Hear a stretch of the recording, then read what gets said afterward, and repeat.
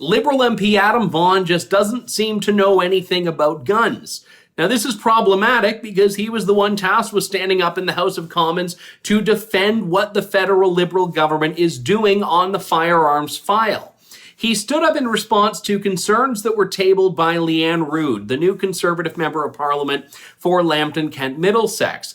And in his response to this, outlining what it is that the government's doing on the firearms file, he indicated that he doesn't actually know what guns are legal and what guns are illegal in Canada. Take a look at what Adam Vaughan said. The reality is that military assault weapons do not belong in civilian hands. Nobody goes hunting with an AK-47, and I think as a member of Parliament remarked during the campaign, if you're going hunting with an AK-47, you might want to think about getting a new hobby because you're not a very good hunter. He says that you shouldn't be able to use an AK-47 when you're hunting, which is valid given that in Canada the AK-47 is prohibited and has been for quite some time, and that you can't use restricted rifles when you're hunting. Well, no, you can't because it's illegal to do so already. There's no reason you couldn't or shouldn't be able to. The government has just already determined that that's not allowed.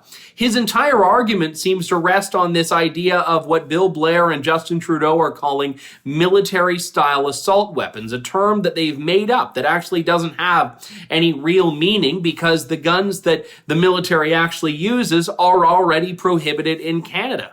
You cannot, as a civilian firearms owner, have a gun that shoots in fully automatic fashion. But this is precisely the problem here. People like Adam Vaughan don't want to let facts get in the way of the argument. They don't like guns, they don't like the people that like guns, and that's that. They don't want to have any further discussion on it. But Adam Vaughan actually doubled down on his lack of firearms knowledge when someone took him to task on Twitter for that little comment he made in the House of Commons.